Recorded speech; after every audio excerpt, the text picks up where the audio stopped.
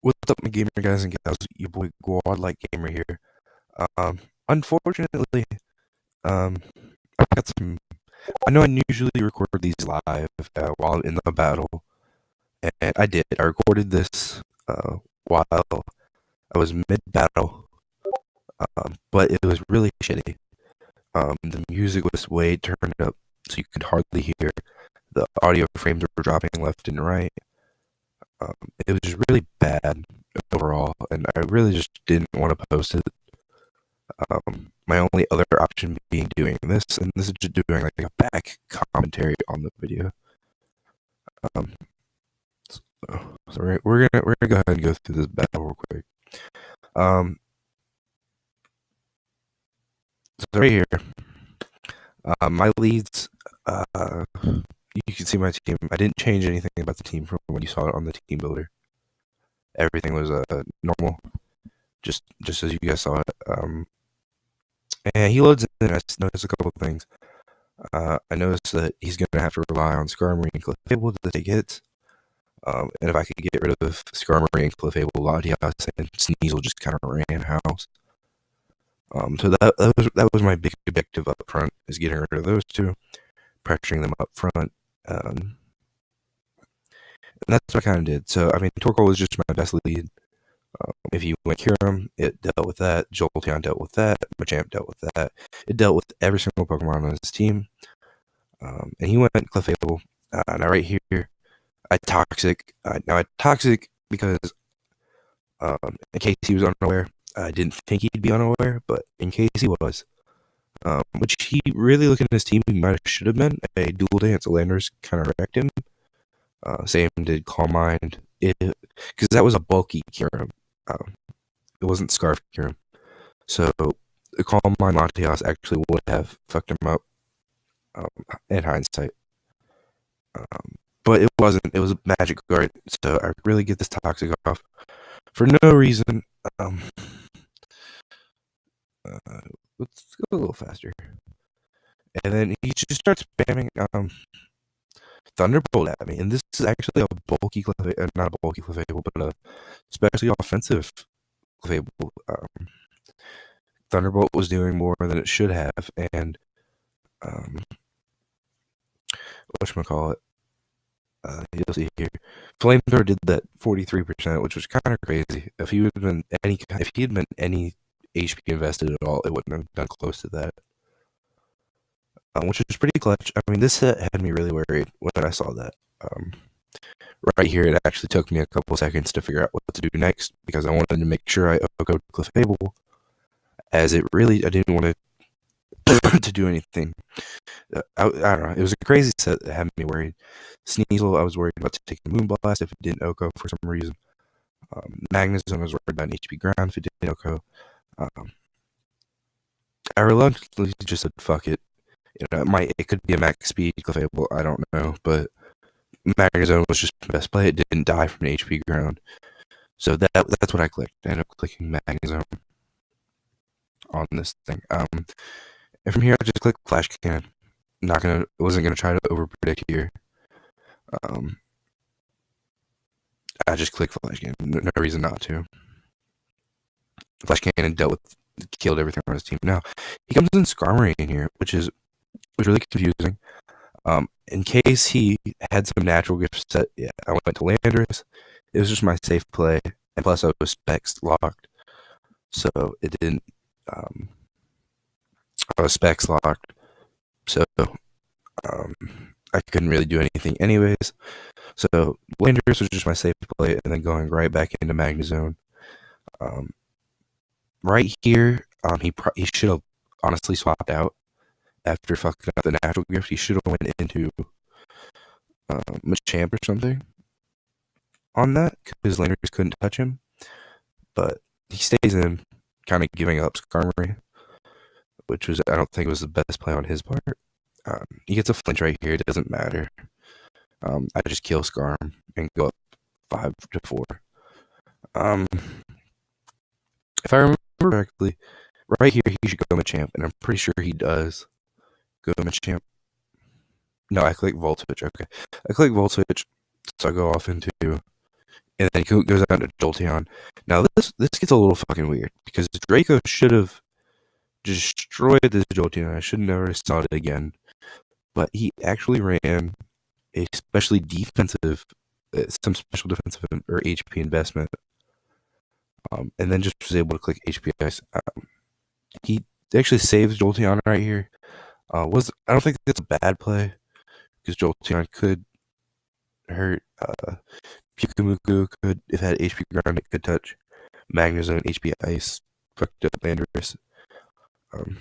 So it was just overall a good Pokemon. I don't think it was bad to swap out. And I was minus special attack anyway, so Machamp was a pretty clean play.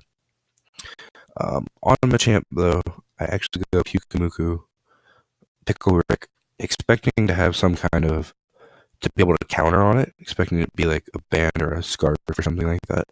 And he actually really surprises me because he turns out to be a sub leftovers toxic Machamp. It was really crazy. Threatened my team, actually. Pickle couldn't do anything.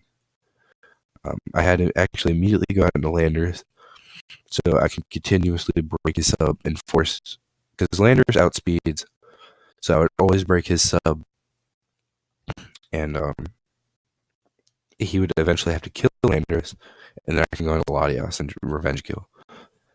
So Landers was just the best play overall. Yeah, he keeps trying to sub here. I don't know why he's subbing again. He just kind of wasted his time. And then here he ice punches, I believe. Yeah, that's just his best play. It was a crit. I don't think it mattered. It might have. I'm not sure. And then I go Latias here. Click side shot. Just get rid of the thing. He had no switch into that. He had to let me do that. And then he goes Gear Black, which is smart. Had me worried he might be Scarf or something. Pickle Rick was just my best switch, and giving me a pivot out. He really can't touch Pickle Rick. I throw off a Toxic here. Yeah, see, okay. That's a bad play on his part. I throw off a Toxic. He really should have went into Heligo, and this is why. Because Pickle Rick has no offensive moves. So Nihilego gives him a free swap. I mean, he could have been thinking he gets a free roost, but he had to think he should have known I had Toxic. Letting Kyurem gets Toxic was really bad, especially considering it was a roost leftover set. I really don't agree with that decision on his part at all, to be honest. I'd get a Toxic off on him. He doesn't really get to do anything. I just recover here, trying to see what he's going to do next. He roosts to get 10% back, which really isn't smart because he's going to lose all of that onto the Toxic. He finally decides to switch out to Nihilego, which is smart. I countered in case he fusion bolted, but it was whatever. Right here I sack Magnezone, I believe, because Magnezone doesn't. Oh yeah, I go into Magnezone because I don't expect it to do anything. It really doesn't do anything the rest of the match. Actually, that's not true because Jolteon turns out had HP ground, so it would have been smarter in hindsight to leave Pickle Rick in. But at the time I didn't know it had HP ground or HP ice, so I had to play like it was HP ground. And if that was the case, Microsoft didn't do anything. Everything could one shot it. And then here I just go Latias. 27%. A Scarf Draco. Nihilego. And it's actually. No, this was very dangerous, really. Had me scared. Now, that did 48%. So, realistically, I was expecting about 24% back. And so I should have known he would have lived on a little, but I was expecting Nihilego to die there. Instead, he ends up killing Sable, which really sucked. But it didn't matter at that point because this was a choke altogether. Now, let's see why this was a choke. He went into Kyurem Black. I think he really lost anyways, but he should have let Kyurem Black die So he could have went into this thing. Because if it takes that little from Draco, then, I mean, he kills something with Power Gem.